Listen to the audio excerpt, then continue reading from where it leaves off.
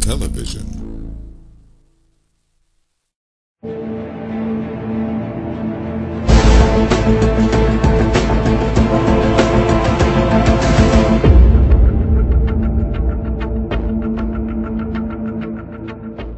Speaking of the pursuit of truth, you were recently on Dennis Miller's radio show. Yes. You made a comment that caught the attention of many of us who have been in this pursuit of the truth regarding the origins of Barack Obama.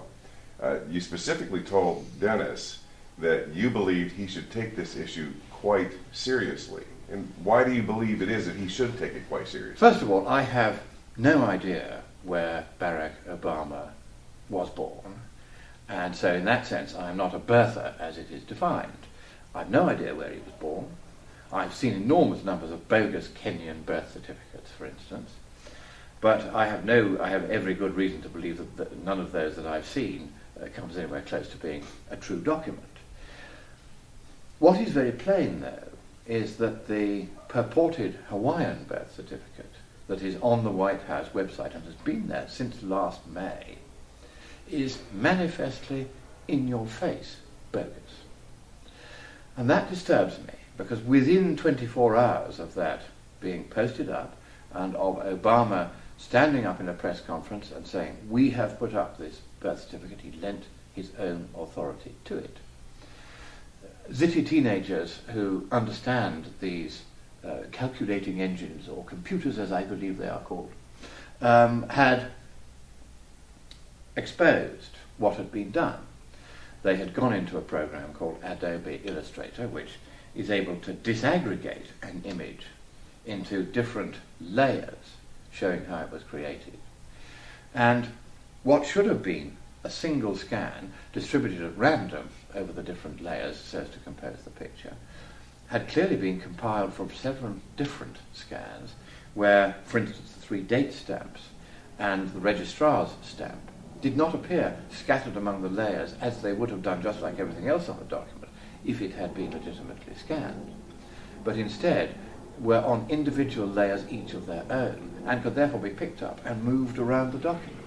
Now, no scanned document, which was a copy of an original, obviously from a bound volume, could possibly look like that. So somebody has tampered with that and compiled it from several different bits and pieces and artificially put it together, which you wouldn't go to the trouble to do, so it seems to me, if all you had to do was take the original document and scan it.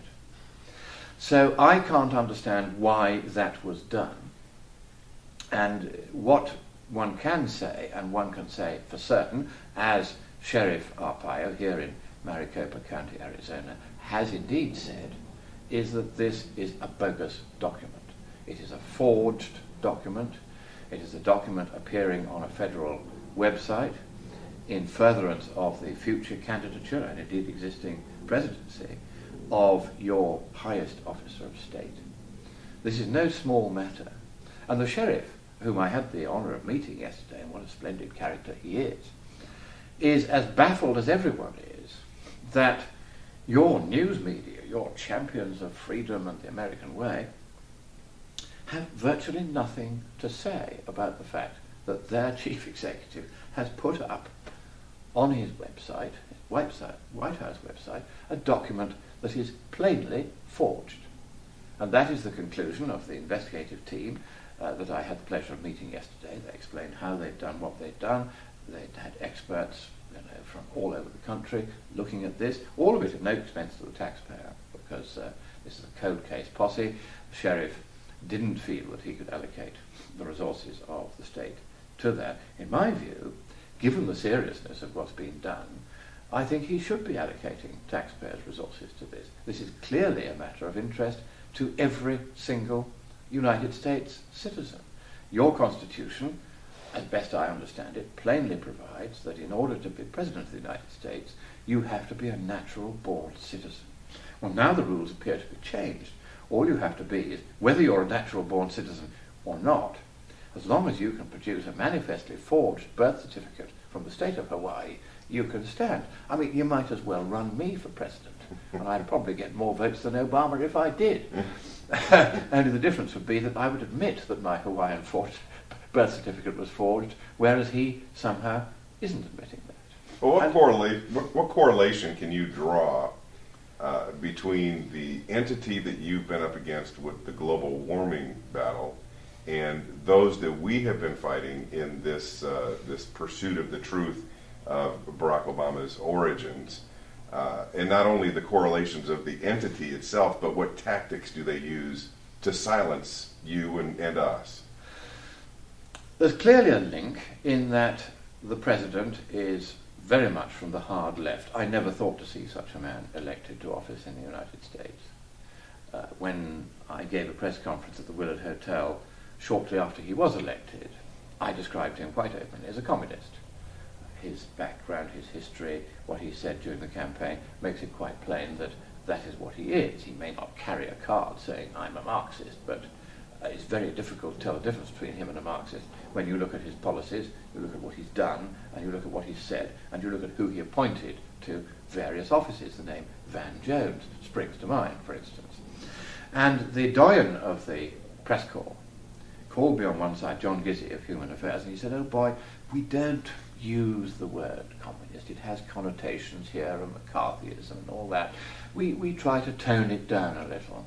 And so in his subsequent article reporting the press conference on the front page of Human Affairs, wherever I had said communist, he changed the text to very extreme socialist.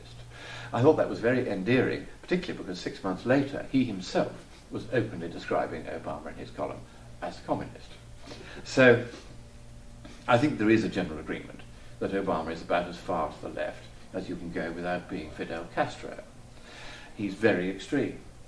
And it is also notable, surely, that those who argue most vigorously and persistently and venomously in favour of the more extreme position on how terrible climate change is going to be are also from the hard left, this time the environmental hard left.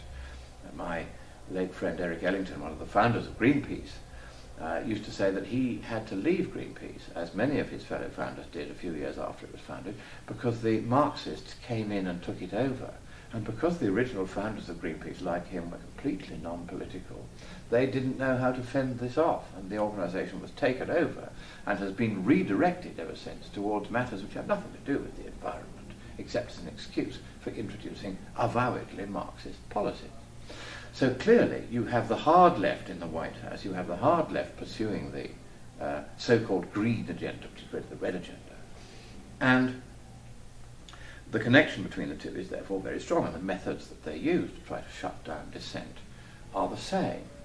And I suppose that the most outstanding of their tactics, the most obvious of their tactics, is the personal vilification of anyone who dares to resist the party line, to resist the consensus that Obama is the chosen one and cannot be touched, even if his birth certificate is completely bogus, even if he did come from Kenya or wherever else he may have come from, I don't know. That he should be untouchable simply because he's hard left and we've got him into the White House and 3 cheers, let's not ask any questions. And then you've got the same with the climate thing, where again the hard left wants this because it's a great way of utterly destroying the United States in particular and the West in general, taking apart our economies from within without a shot being fired. And that is this nihilism, this destructiveness of the hard left, the socialist or communist left, is something very disfiguring, but the tactics that they use are from Saul Alinsky's Rules for Radicals, I think they're called.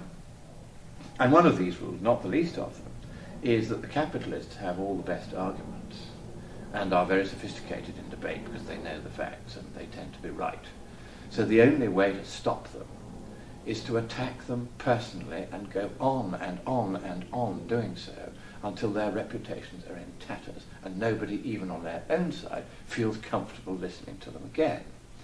And that's what's happened both to me on the global warming thing and indeed to everybody else like me who has dared to say, hang on guys, there really isn't that much of a problem here, and even if there were, it's cheaper to do nothing about it than to spend all these fortunes trying to make this go away. And the same with the birth certificate. Anyone who pops up their head above the parapet and says, well, wait a minute, this really can't be right, it's clearly forged, is immediately labelled, they even invented a word for it, a birther. a new kind of lunatic, if you like.